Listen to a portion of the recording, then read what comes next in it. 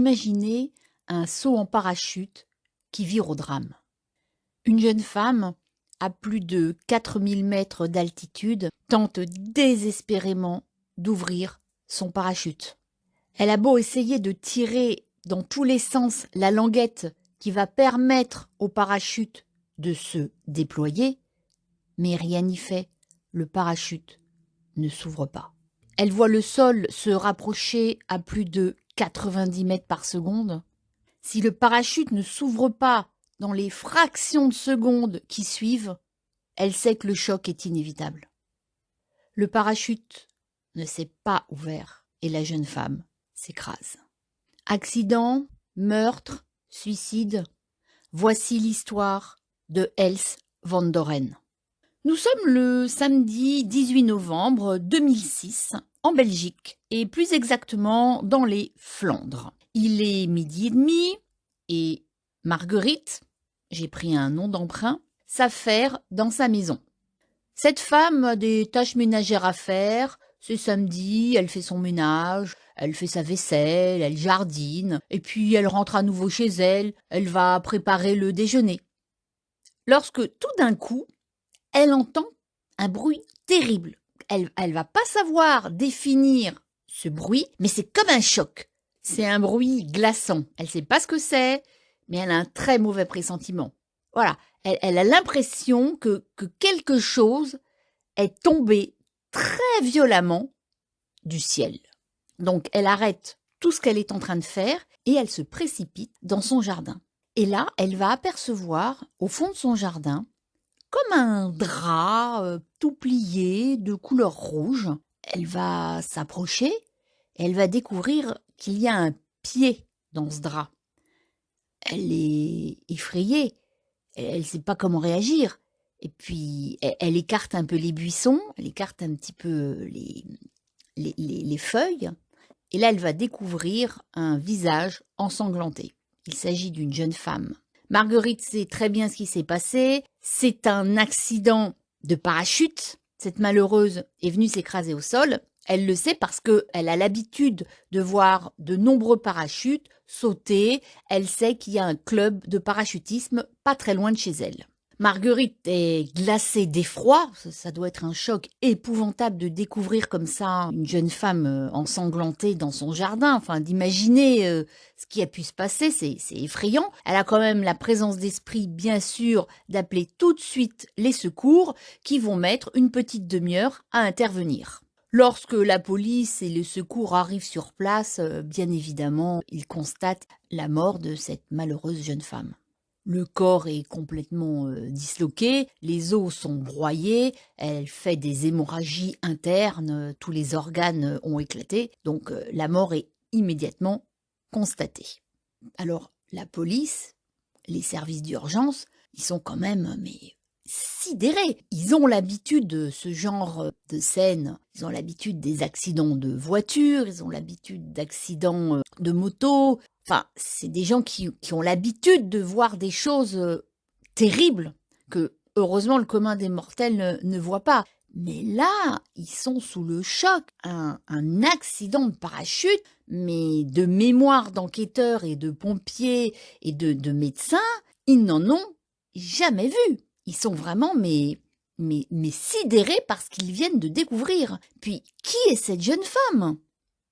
Qu'est-ce qui s'est passé ? Comment elle est tombée ? Pourquoi le parachute s'est pas ouvert ? Enfin, ils ont des centaines et des centaines de questions en quelques instants qui leur viennent à l'esprit. Lorsque ils en sont à leur interrogation, quand ils vont apercevoir un homme qui arrive en courant, il est tout essoufflé, il est rouge de sueur, il transpire, il est affolé et il dit je la connais, c'est mon ami, on a l'habitude de faire du parachute ensemble, son parachute s'est pas ouvert, mon Dieu mais quelle catastrophe, c'est Else van Doren. Alors la police, elle va tout de suite voir cet homme qui est complètement perturbé, il est complètement bouleversé, va lui demander de décliner son identité. Alors, il s'appelait Marcel Summers, que c'est un parachutiste et qu'il a l'habitude de faire tous les samedis matins avec des amis du parachute, mais que Il a vu exactement ce qui s'est passé. Il va donner tous les détails. Alors, il est interrogé et il va raconter tout ce qui s'est passé. Donc, nous sommes le samedi matin et Marcel a l'habitude de rejoindre un groupe d'amis. Ils sont 3. Il y a 2 femmes, dont la malheureuse Else Van Doren, une autre femme qui s'appelle Else, que nous allons appeler Babs, c'est son prénom, et l'instructeur qui s'appelle Tom.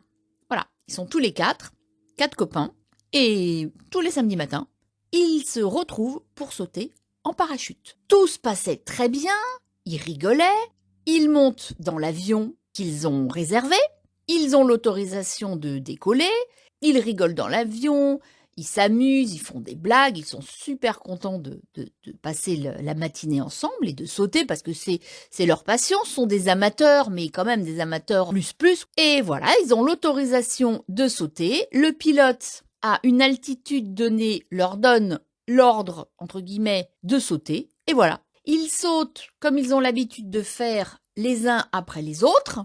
Et puis, ils doivent faire ce qu'on appelle une figure géométrique. Voilà, ils se donnent tous la main pour faire, vous savez, une sorte de rond et qui s'appelle en fait une étoile. Alors, ils ont tous réussi à sauter, sauf une, la dénommée Babs, qui rate un petit peu et qui va pas pouvoir rejoindre le groupe tout de suite. Donc, l'étoile est formée d'Else Van Doren, de Tom et de Marcel. Voilà. Et puis, à un moment donné, quelques secondes, parce que quand on tombe comme ça en chute libre, ça va très très vite, à un point de non-retour, ils se lâchent la main et ils doivent ouvrir leur parachute. Donc, chacun part de son côté. Marcel tire sur la languette, il va reprendre de l'altitude, parce que vous savez, quand on tire, le parachute se déploie et on remonte de quelques mètres. Et après, on redescend tranquillement. Tout le monde fait ça, mais il s'aperçoit que Else Van Doren, elle n'a pas encore tiré sur sa languette qui va lui permettre d'ouvrir son parachute. Bon, voilà, il commence un petit peu à avoir peur, il se demande ce qui se passe. Et puis, très rapidement, il la voit chuter. Elle est en dessous de lui. Et il la regarde tomber. Elle chute, elle va vite, mais elle va trop vite, beaucoup trop vite. Elle doit absolument réduire sa vitesse et ouvrir son parachute parce qu'il sait que sinon c'est une catastrophe. Il sait qu'un drame va se produire parce qu'elle a raté le point de non-retour. C'est-à-dire qu'elle a franchi l'altitude à laquelle on est obligé d'ouvrir son parachute. Sinon, on s'écrase. Et il la perd de vue. Et oui, il la perd de vue. Else devient un point noir dans le ciel parce que la distance se fait de plus en plus. Lui, il descend très lentement et malheureusement, elle descend à une vitesse fulgurante. Je vous l'ai dit tout à l'heure, c'est à peu près à 90 mètres par seconde. Pendant quelques secondes, il va la voir s'agiter. Il comprend qu'elle essaye de tirer sur le cordon qui doit enclencher l'ouverture du parachute, mais ça marche pas. Alors, il y a une deuxième procédure. Quand le parachute comme ça ne s'ouvre pas, on doit appliquer à ce moment-là ce qu'on appelle une procédure d'urgence. C'est un deuxième parachute qui doit s'ouvrir. Mais malheureusement, le deuxième parachute ne s'ouvre pas non plus. Donc lui, il va atterrir quelques minutes plus tard dans une sorte de champ, mais il n'a pas vu où a atterri. Non, il n'a pas vu où s'est écrasé Else. Et puis, il va quand même apercevoir au loin les gyrophares, il va entendre la sirène des pompiers, et voilà, il comprend que le drame s'est joué, et précipitamment, il va rejoindre le lieu où il y a tous les secours. Et c'est là où il arrive, je vous ai expliqué, en nage, effrayé, à l'idée d'apprendre ce qui s'est passé dans le jardin de Marguerite. Alors après ce témoignage glaçant, les policiers ne savent pas trop quoi penser de cette chute. Est-ce que c'est un accident? C'est rare quand même les accidents de parachute. Est-ce que c'est un suicide? Elle avait l'air tellement gaie, elle rigolait tellement dans l'avion. Et puis, je vais vous parler un petit peu plus tard parce qu'elle avait ce qu'on appelle une GoPro sur son casque. Ils se sont filmés, si vous voulez, dans l'avion.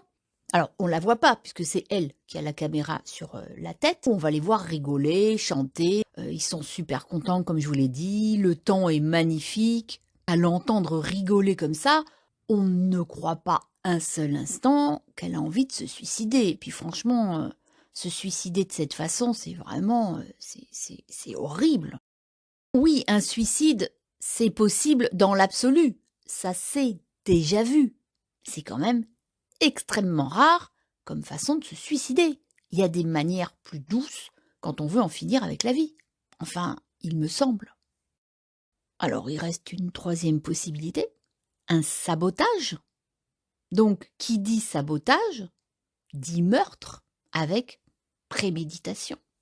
Ils vont procéder par élimination. D'abord, l'accident, cette thèse, elle est quand même assez rapidement écartée parce que les parachutes sont vérifiés et revérifiés. Enfin, je veux dire, c'est rare, quasiment inexistant un accident de parachute. Puis je vous rappelle que ce sont les deux parachutes qui ne se sont pas ouverts. Alors ça c'est pas possible. C'est pas possible que au niveau probabilité, deux parachutes ne s'ouvrent pas. Donc la thèse de l'accident, elle est éliminée. Ils vont envisager le suicide. Le suicide en parachute, ça s'est déjà vu. Mais Else, elle a une GoPro sur son casque. Et les techniciens vont analyser les images qui ont été filmées par sa GoPro. Alors bien sûr, après 4000 mètres de chute, vous devez bien vous imaginer que la GoPro, elle est très endommagée. Mais les techniciens sont très doués et ils vont réussir à extraire les images. Et ce qu'ils vont découvrir, c'est épouvantable. Ils vont assister en quelque sorte à l'écrasement en direct de cette malheureuse Else. Donc tout est filmé du moment où elle saute, elle forme l'étoile, elle lâche la main, et là on la voit chuter, chuter, chuter, beaucoup trop vite. Elle se rend compte, elle s'agite dans tous les sens, elle tire, elle est paniquée, et elle s'écrase. Donc on s'aperçoit qu'avec son comportement, si elle avait voulu se suicider, elle se serait pas agitée comme elle l'a fait. Elle panique, elle s'angoisse. On le voit sur les caméras. Elle sait qu'elle va s'écraser. Elle aurait eu un tant soit peu l'idée de se suicider, bon, elle serait tombée comme une pomme qui tombe de son arbre. Voilà. C'est pas du tout le cas, malheureusement. Donc, l'idée du suicide est complètement exclue.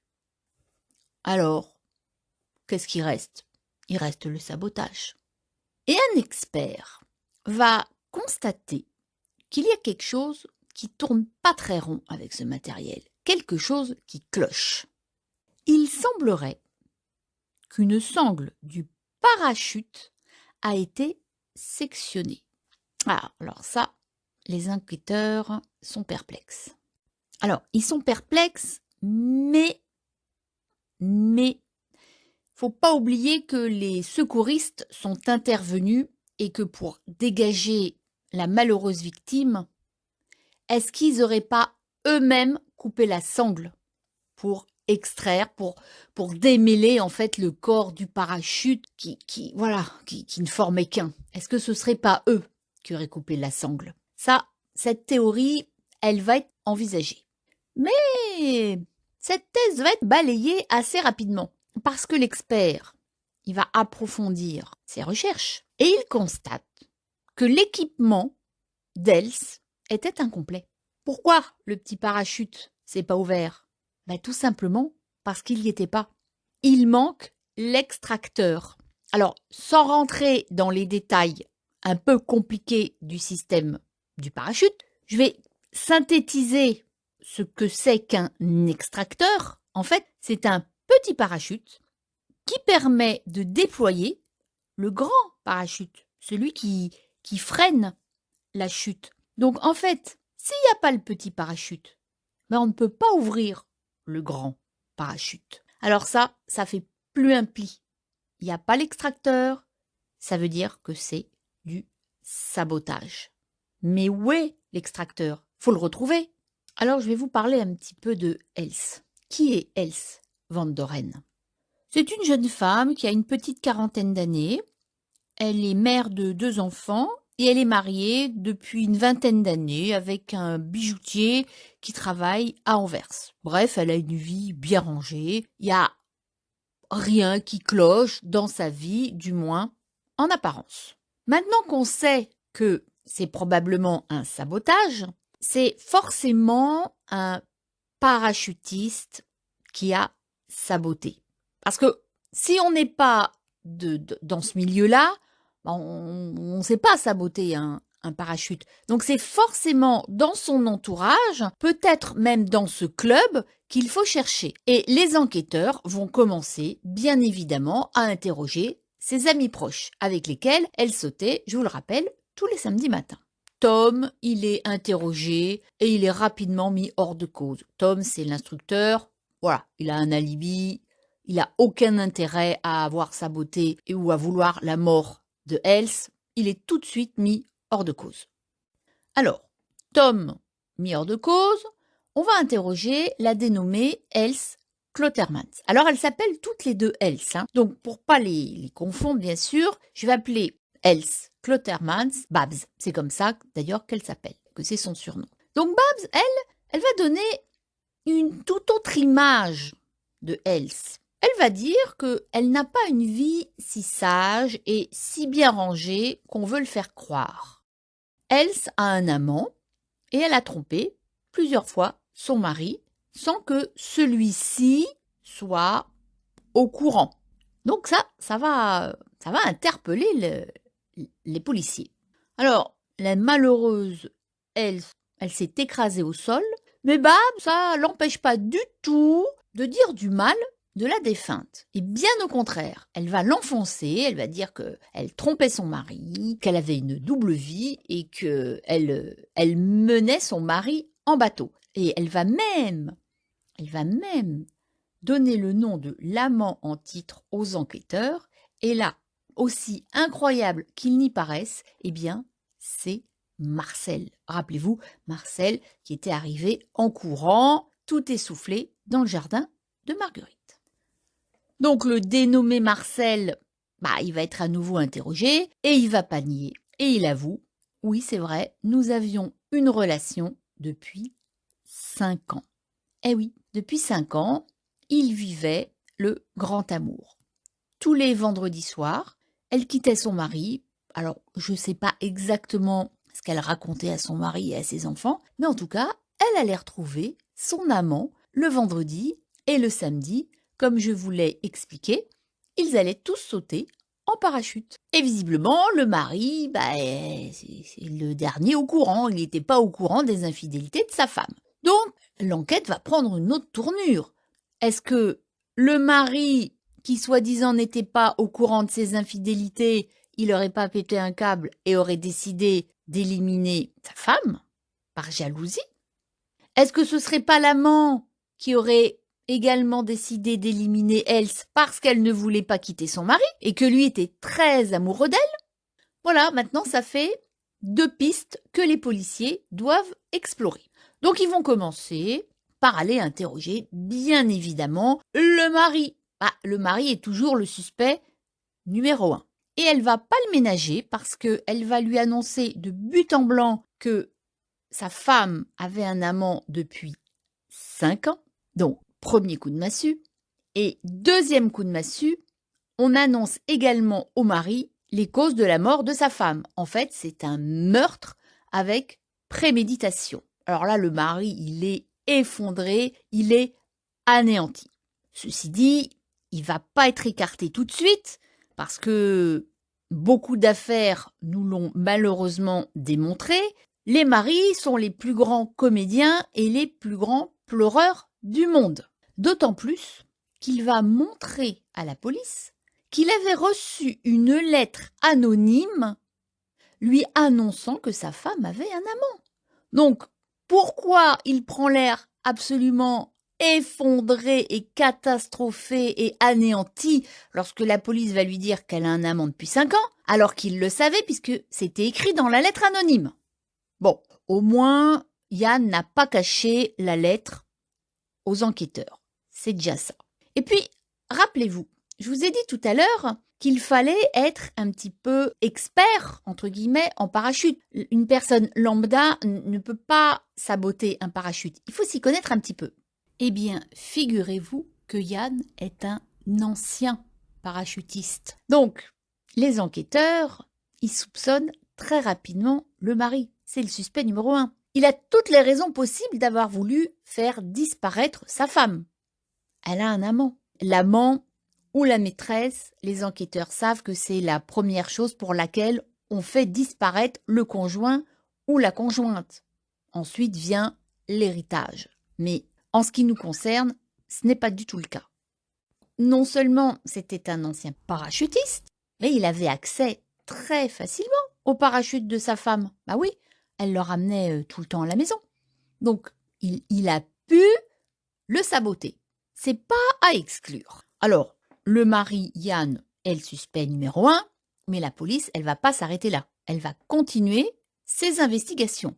Mais très rapidement, on va dire exceptionnellement, il va être mis hors de cause. En effet, les policiers vont commencer leur enquête en observant l'attitude de Yann. Et ils vont analyser tous ses faits et gestes au niveau du visage, au niveau du comportement. Les policiers comprennent dès lors qu'il ne joue pas la comédie. Il pourrait jouer la comédie. Ça s'est déjà vu dans des affaires bien récentes. Tout le monde a en tête l'affaire Daval, par exemple. Mais lui, vraiment, il a l'air effondré. Il va pas être écarté tout de suite, tout de suite. Je vous ai dit, les plus grands pleureurs et les plus grands comédiens sont souvent les maris. Mais là, comme les règles de grammaire, l'exception fait la règle. Yann est mis hors de cause, il est innocent. Mais la police, elle va pas s'arrêter là. Elle va continuer ses investigations. Et elle va aller interroger le dénommé Marcel, l'amant de Else. Voilà, comme je vous l'ai dit tout à l'heure, il avoue qu'il entretenait une relation adultérine avec cette femme, mais il l'aimait. Ils étaient très amoureux l'un de l'autre. C'était pas une passade. Mais que ça ne l'empêchait pas quand même d'avoir une autre relation avec la dénommée Babs. Mais avec Babs, c'était différent, c'était que pour la santé, on va dire. Du 5 à 7, c'était que des relations sexuelles. Voilà. Il était pas du tout amoureux d'elle, lui, il aimait Else.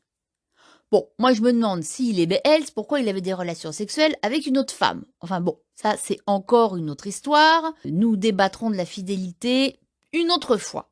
Donc, il avait 2 maîtresses. Une qu'il aimait d'amour et une qu'il n'aimait pas du tout d'amour, mais pour la santé, c'était pratique. Voilà, c'était un plan de 5 à 7, sans problème. Et Babs est au courant et qu'elle accepte très bien cette situation. Du moins, en apparence.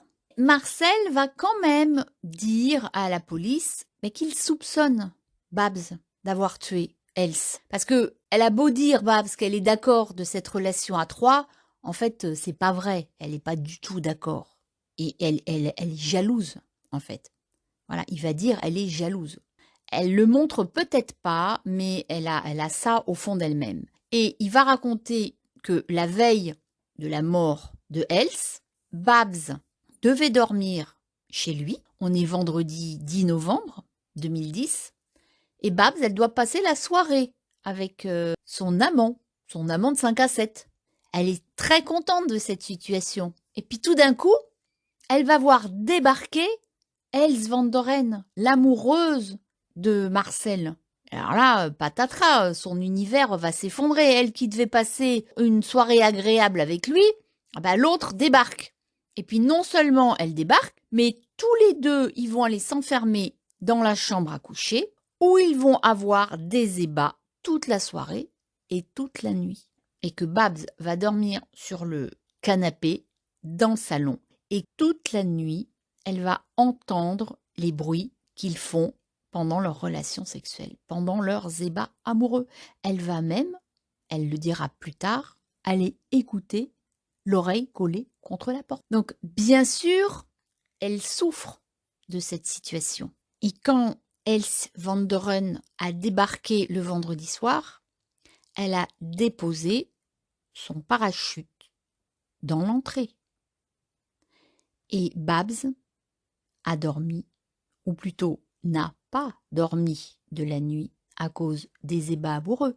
Est-ce qu'elle n'aurait pas été saboter le parachute? Marcel va également raconter à la police que le lendemain matin, après cette nuit fort agitée, eh bien, Babs est rentrée dans la chambre sans crier gare, elle est rentrée dans leur lit et a plus ou moins proposé un plan à trois. Elle était bizarre, elle était d'humeur très joyeuse, très coquine, elle rigolait tout le temps, comme une petite fille qui aurait fait une bêtise. Voilà, elle était pas dans son état normal. C'est ce que Marcel va raconter à la police. Du coup, évidemment, c'est bizarre, elle a passé la nuit à côté du parachute et le lendemain, la malheureuse Else van der Run s'est écrasée au sol. Donc Babs, elle va être interrogée par la police. Mais elle va nier. Elle va dire « J'ai une relation avec Marcel, mais c'est juste du sexe, il n'y a pas d'amour. Moi, je suis très contente comme ça parce que j'ai des complexes, je ne plais pas beaucoup aux hommes et je suis bien contente que Marcel me regarde de temps en temps. » Elle est reconnaissante vis-à-vis de Marcel d'être déjà le second choix. Voilà, parce qu'elle n'a pas du tout de succès. Et malheureusement, elle se contente de Marcel. Voilà, c'est une relation juste sexuelle et il n'y a pas de sentiment entre eux. Donc, elle n'a aucune raison d'être jalouse. Voilà ce qu'elle va raconter à la police.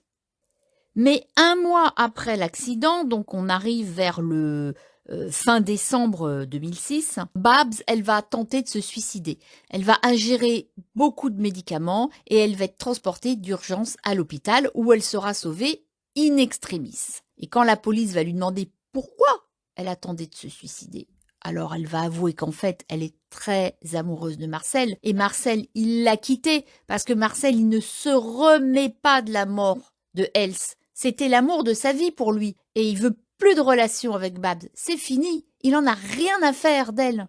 Son monde, il s'écroule à Marcel. Il est vraiment désespéré. Il ne se remet pas de la mort absolument tragique de Else. Et Babs va avouer à la police que c'est elle qui a écrit et envoyé la lettre anonyme au mari confessant les infidélités de sa femme. Et elle espérait de cette façon que Else rompe avec Marcel, que le mari, Yann, lui aurait donné un ultimatum, c'est lui ou moi, et qu'elle aurait choisi le mari, parce que elle a 2 enfants, je ne sais pas si je vous l'ai dit, mais elle a des enfants, Else van der Run. Donc, qu'elle aurait préféré rester avec sa famille. Et du coup, ça aurait laissé le champ libre à Babs, avec Marcel. Mais le plan n'a pas marché, le mari a fait comme s'il ne savait pas, et Else et Marcel sont restés ensemble au grand désarroi de Babs. Donc, Babs, pour les enquêteurs, elle devient suspect numéro 1.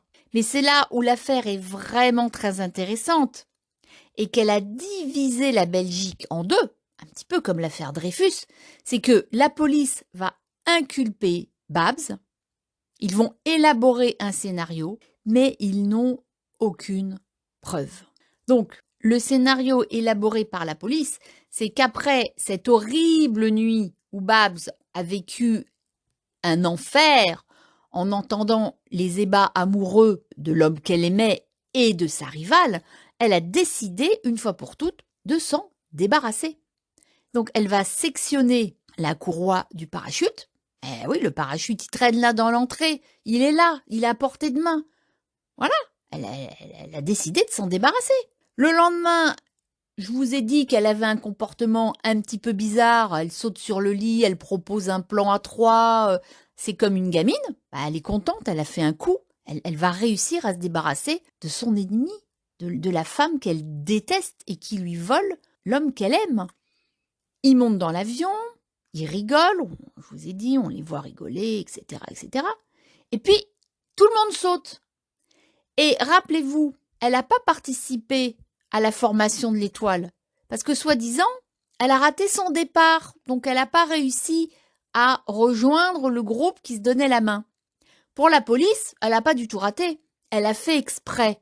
Elle a sauté après pour voir où allait tomber l'extracteur. Rappelez-vous, c'est le deuxième parachute de secours. Parce que, en fait, c'est Babs qui l'a retrouvé, l'extracteur. Elle l'a donné à la police. Et elle voulait faire accuser le mari. Parce qu'il n'y a que lui qui pouvait avoir sectionné cet extracteur. Fallait que ce soit fait par un professionnel. Mais ça n'a pas marché. La police n'a pas suspecté très longtemps le mari. Et voilà, ça s'arrête là. Ils ont une intime conviction, ils en sont persuadés, c'est Babs qui s'est débarrassé de sa rivale, mais ils n'ont aucune preuve de ce qu'ils avancent. Malgré le manque de preuves, malgré le manque d'aveux, Else, dit Babs, est placée en détention provisoire. Et la presse va commencer à se demander si la police elle a bien fait son travail. Est-ce qu'il n'arrêterait pas quelqu'un d'innocent? Est-ce que c'est vraiment elle? Mais pourquoi l'arrêter? Il n'y a rien qui le prouve. La presse accable la police. Ils sont absolument foudrages. Ils sont absolument certains qu'ils ont mal fait leur travail. Ils n'ont pas fait l'enquête comme il fallait. Ils ont trouvé cette malheureuse Babs et ils l'accusent. Voilà. Alors là, la police, elle en prend vraiment pour son grade. Vraiment. Et puis même l'opinion publique est contre la police. Mais que faire? Mais la police, elle n'en démord pas. Alors, pour essayer de calmer l'opinion publique, les journalistes, ils vont décider de faire passer les 3 suspects au détecteur de mensonges. Même si le détecteur, c'est pas vraiment fiable, c'est pas une preuve, à 100%. En tout cas, chez nous, en France, on l'utilise absolument pas. En Amérique, ça fait office de preuve, mais c'est pas vraiment une science exacte. On peut contourner le détecteur de mensonges si on sait contrôler ses pulsions. Ça, c'est une chose qui est avérée. Alors, le mari, aucune pulsation cardiaque, il est innocenté d'office.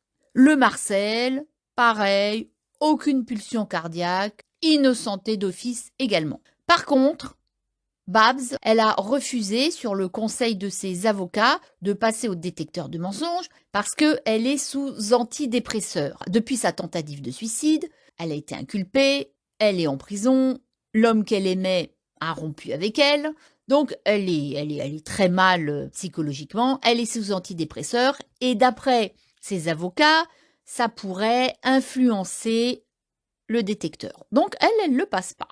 Ce qui conforte bien évidemment la police à continuer de croire que c'est elle la coupable. Le 24 septembre 2010 s'ouvre un procès, mais avec une tension médiatique incroyable, comme au cinéma. Des centaines et des centaines de personnes attendent devant les portes du palais. La salle d'audience est pleine à craquer. Il y a ceux qui sont pour Babs, il y a ceux qui sont contre Babs. Enfin, c'est vraiment... Je vous dis, la Belgique, elle est coupée en deux.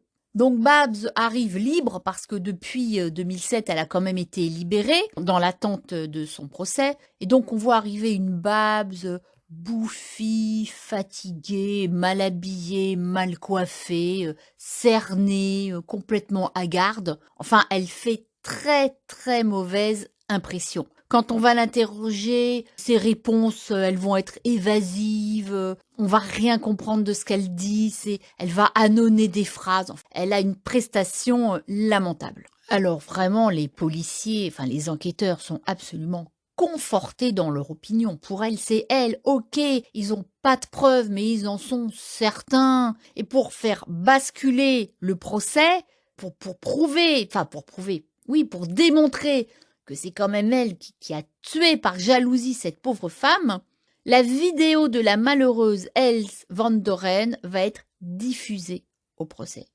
On va voir sa mort en direct. Le mari et les enfants ne peuvent pas assister à cette scène, c'est épouvantable. Ils quittent la salle d'audience en pleurs. Tout le monde est absolument glacé, ce sont des images insupportables. Lorsqu'on va à nouveau interroger le mari comme témoin, celui-ci va dire que Babs a eu un comportement extrêmement déplacé le jour de l'enterrement de sa femme.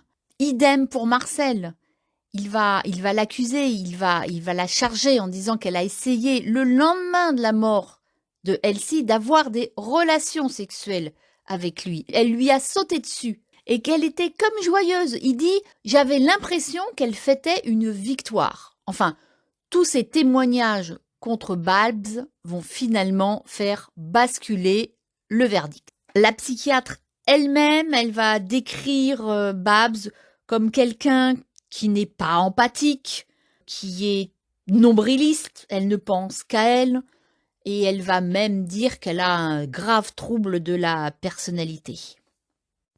Bon, quand on va interroger Babs, bien sûr, celle-ci va continuer de nier son innocence. Elle dit qu'elle vit un enfer depuis 4 ans et qu'elle n'y est pour rien dans la mort de Elsie Van Doren. Enfin, le jour du verdict arrive. Il y a des milliers, je ne crois pas mentir, hein, il y a des milliers de personnes qui sont devant les portes du palais. L'audience a été retransmise sur écran géant en direct. On attend tous le verdict. Et le verdict, à 14h25, il tombe. Elle est condamnée à 30 ans d'emprisonnement. La presse va titrer qu'elle est coupable sans preuve. La famille de la victime est bien entendu soulagée. En 2011, sa peine a été confirmée lors d'un procès en appel. Depuis, elle a été libérée en juin 2022. Elle est actuellement sous bracelet électronique. Voilà, donc c'est vrai que c'est une histoire assez tragique. On n'a pas de vérité policière. On ne sait pas si c'est elle qui l'a tué, si c'est elle qui l'a pas tué. Je vous ai donné tous les éléments. À vous de vous faire votre propre opinion. Moi, la mienne, elle est faite. Voilà, c'était une histoire bien triste. Toutes mes pensées vont à la famille et aux enfants de Else van Doren. Excusez-moi si j'ai écorché les noms. Ce sont des noms flamands. J'ai peut-être un petit peu écorché les noms sans le faire exprès. Je vous prie de m'excuser. J'espère que cette histoire, bien que tragique, vous aura cependant plu. Merci de m'avoir écouté et je vous dis à très bientôt. Au revoir.